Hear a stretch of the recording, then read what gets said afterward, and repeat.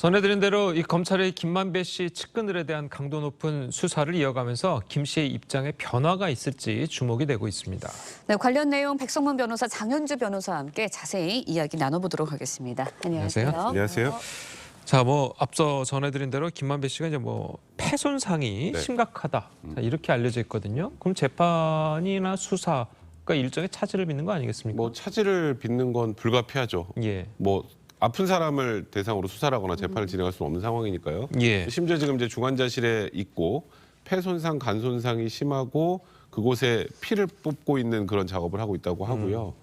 간 같은 경우 간손상은 이제 시간이 지나면 자연적으로 치유가 되지만 폐손상 같은 경우 추후에 또 다른 수술이나 혹은 치료가 필요할 수 있다라는 취지의 얘기가 나오고 있습니다. 이거는 예. 일단 의사의 얘기가 아니라 일단 김만배 씨 변호인의 얘기고요. 또 김만배 씨 부인의 얘기이기도 합니다. 그래서 일단은 지금 16일하고 19일에 있는 공판은 진행할 수 없는 상황이기 때문에 일단 취소한 상황이고요.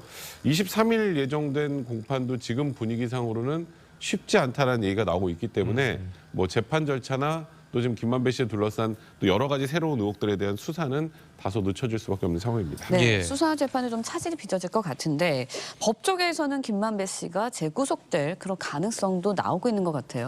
사실 앞서서 김만배 씨 석방될 때 재판부에서 뭐라고 했냐면 새로운 사정이 발견되면 구속영장 다시 발부할 수도 있다라고 얘기를 했거든요. 일반적인 얘기입니다. 당연히 석방이 됐지만 구속 사정이 다시 나오게 되면 구속될 수 있는 것인데요. 지금 김만배 씨 같은 경우에는 두 가지 갈래를 좀 봐야 될 것 같습니다.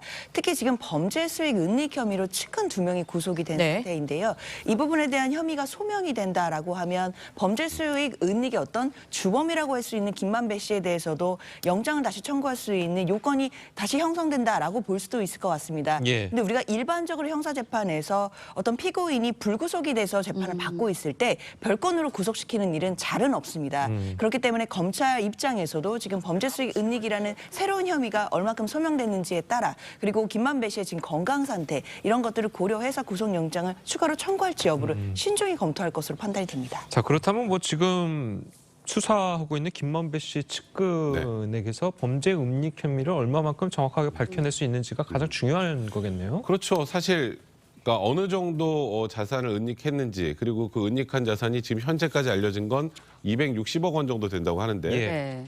플러스 알파가 있을 가능성도 굉장히 높다라고 보고 있고요. 그럼 이 은닉한 자산은 지금 도대체 어디에 있는 것인지, 그러니까 수표를 인출하거나 회계를 허위로 계상하거나 아니면은 차명으로 부동산 매수하거나 이런 방법이라고 하는데 그러면 이 돈의 최종 종착지는 또 어디인지 이런 부분들에 대한 수사가 지금 어찌 보면 이 대장동 수사의 완전 흐름을 지금 바꿔놓은 상황이기 때문에 일단 구속되고 지금 이틀 연속으로 지금 바로 조사를 하고 있는 상황인데요. 예. 이 부분이 어찌 보면 지금 현재 좀 지지부진한 수사에서 변곡점이 될 가능성이 굉장히 높은 상황입니다. 예. 네, 은닉 재산이 앞서서도 동결이 됐고요. 측근들에 대한 구속영장도 제거가 됐습니다. 그렇다 보니까 압박이 되는 상황이다 보니까 김만배 씨가 기존의 입장을 좀 변경할 수도 있다, 바꿀 수도 있다 이런 가능성도 제기가 되고 있는데 어떻게 보세요? 일단 김만배 씨는 대장동 의혹과 관련된 키맨이 되어버렸습니다. 지금 현재는 주관자실에 있으니까 일단 앞으로 건강을 회복하고 나서 어떤 이야기를 해놓을지에 대해서 즉 김만배 씨의 입에 많은 언론이 주목을 하고 있는데요.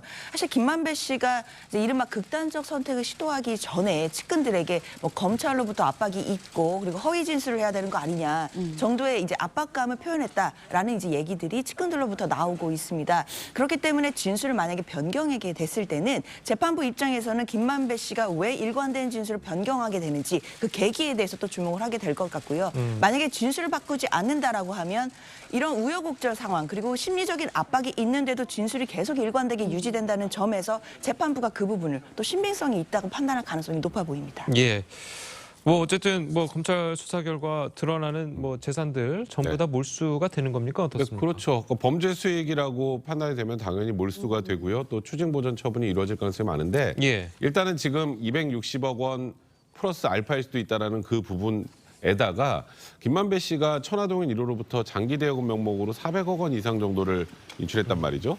그 부분과 관련해서 녹취록상에는 도박해서 다 날렸다 그러면 되지 이 돈의 출처는 찾을 수 없을 거다 이런 얘기들이 나오는데 그 역시 확인이 된다면 그 부분도 역시 몰수나 이런 과정이 될 가능성이 있고요.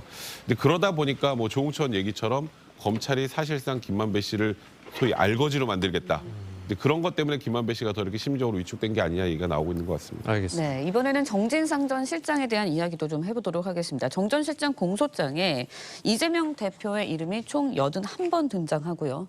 정치적 동지라는 표현이 나오기도 합니다. 물론 이제 공무관계에 대해서는 적시가 되지 않았다고 하는데 그러면 이제 정 전 실장의 혐의가 곧 이재명 대표의 혐의처럼 되는 건가요? 어떻게 해석을 해야 할까요? 법적으로는 아직 그렇게 보기는 부족해 보입니다. 일단 검찰에서는 처음에는 정치적 공동체라는 이야기를 썼다가 이제 정치적 동지라는 네. 용어를 쓰게 되었는데요. 그 두 개는 크게 차이는 없어 보입니다. 그리고 법적으로 이재명 대표에게 책임을 지우기 위해서는 이재명 대표에게 공모관계, 그러니까 공범이라는 것을 검찰이 입증해 내야 되는 것인데요. 공범이 되려고 한다면 최소한 정진상 실장이나 김용 부원장이 부정한 자금을 수수하는 데 대해서 용인하거나 승인했거나 또는 알고 있었다라는 것 또는 본인의 선거에 이런 부정한 자금이 쓰였다는 것 자체를 알고 묵인하는 과정들이 있어야 되는 것인데 그런 부분들에 대해서는 아직 검찰이 증거를 찾아내지 못한 것이 아니냐라는 관측들도 지금 나오고 있는 상황입니다. 예. 자, 이재명 대표가 예전에 이제 한 말 중에 본인은 이제 모든 것을 정진상 전 실장과 이제 상의를 했다. 자, 이런 이야기가 있거든요. 자, 이런 발언들이 뭐 공모라든지 뭐 그런 혐의로 입증이 될 수 있는 겁니까? 어떻게 되는 겁니까? 그러니까 단순히 그것만 가지고 공모관계가 인정된다고 보기는 아직은 좀 이르고요. 예. 이번에도 이름은 81차례 나오긴 했습니다만 예. 공범으로 적시되진 않았습니다. 그러니까요. 공범으로 적시되지 않았다는 건 검찰 입장에서 굉장히 의심스러운 건 맞는데 아직 쉽게 말해서 이재명 지금 대표가 완벽하게 이들과 공모했다라는 그런 확실한 증거는 아직까지는 찾지 못한 게 아닌가 이렇게 보이는 상황이고요. 예. 일단 지금 말씀하셨던 것처럼 결제 라인에 정진상 실장 위에 이재명 당시 시장이 있었기 때문에 그 과정에서 이 지금 돌아가는 상황을 전부 다 이해하고 알면서 같이 했다면 그게 이제 공모관계가 인정이 되는 거고요. 근데 그렇기 때문에 일단 뭐 사업자 선정 과정부터 왜 이렇게 부당하게 뭐 수천억 원의 배당금이 민간업체에게 몰아가게 된 것인지 이에 대해서 이재명 당시 시장이 어떤 역할을 했는지 이런 부분들을 이제 정확하게 규명을 해야 그 이후에 이제 이재명 대표를 소환할 수 있을 것 같습니다. 뭐 일단은 뭐 지금 언론에서는 이재명 대표 소환 초읽기라는 표현이 나오고 있습니다만 제가 보기엔 아직 초읽기 단계는 아닌 것 같고요. 그러니까 이런 거죠. 야당 대표를 검찰에 소환을 하는데 한번 불러보고 내일 다시 하시죠라고 하는 게 참 쉽지가 않습니다. 그렇죠. 그러면 사실상 검찰이 완벽하게 정리가 돼서 들어와서 조사를 하면 그 이후 신병 확보로 바로 나갈 수 있을 정도의 수준이 돼야 되기 때문에 일단 검찰은 의심스러운 상황이 맞지만 이재명 대표가 확실하게 여기 연루되었다는 명확한 증거를 찾는데 당분간 집중할 것으로 보입니다. 그러니까 예를 들어서 아까 조금 전에 이제 변호사님이 말씀하신 것처럼 이제 결제 라인에 가장 최종에 이제 이재명 대표가 있단 말이에요.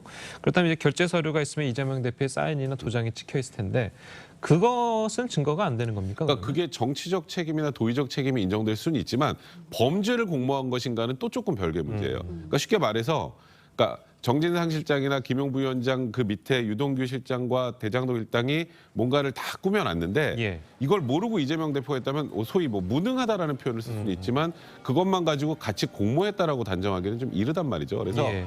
이 부분을 정진상 실장이나 김용 부위원장이나 유동규 전 본부장과 함께 했다라는 그러니까 이런 방향으로 사업을 진행해서 이렇게 네. 이득을 취하고 이렇게 정치 자금을 사용하고 이렇게 뇌물을 받고 이런 부분들이 함께 의견을 공유하는 정도가 돼야 이제 공모관계가 인정이 될 거란 말이죠. 예. 그 부분을 확인하는 것이 어찌 보면 검찰 수사의 마지막 부분이 아닌가 싶습니다. 알겠습니다. 네, 정 전 실장 공소장에는 또 대장동 일당이 이재명 대표의 선거 운동을 돕기 위해서 인터넷 댓글 작업도 벌인 것으로 적시가 돼 있습니다. 만약에 이재명 대표도 이 사실을 알았다면 처벌 대상이 되는 겁니까? 어떻습니까? 사실 우리가 이제 소위 인터넷 댓글 작업을 했다라고 하면 이제 매크로를 특히 사용했을 경우에는 컴퓨터 장애 업무방해죄가 해당이 됩니다. 예전에 이제 드루킹 사건이 이제 그런 처벌을 받았던 사례라고 볼 수 있겠고요. 그런데 이제 제가 생각했을 때는 검찰이 이제 2014년도쯤에 있었던 그 남욱 변호사의 인터넷 댓글 작업 이 부분을 별도로 떼어내서 처벌을 하고자 하는 의사 같지는 않습니다. 왜냐하면 2014년도에 있었으면 이미 공소시효가 만료됐다라고 볼 수도 있기 때문일 텐데요. 그럼 굳이 이 내용을 공소장에 적시한 것은 결국 남욱 변호사나 뭐 유동규 전 본부장 특히 이제 대장동 일당과 이재명 대표 측과의 어떤 결탁이라든지 그 당시에 함께했다라는 정황들을 보여줘서 대장동 일당들이 결국에는 이재명 이재명 대표의 선거를 위해서 부정한 자금을 만들었다. 이런 부분에 대한 또 근거를 쓰기 위해 공소장에 넣은 것으로 일단 보입니다. 예. 하지만 아까도 말씀드렸지만 결국에는 검찰이 이재명 대표에게까지 법적 책임을 지우기 위해서는 이런 대장동 일당들과의 어떤 정황이 있었다는 것을 넘어서서 직접적으로 이재명 대표가 공모를 했다는 부분에 대해서 증거를 또 적시해야 되기 때문에요. 앞으로 재판 과정에서 어떤 자료들이 나올지 이 부분이 그래서 많이 주목이 되는 것입니다. 예, 알겠습니다. 자, 오늘 두 분 변호사님 말씀은 여기까지 듣겠습니다. 잘 들었습니다. 고맙습니다.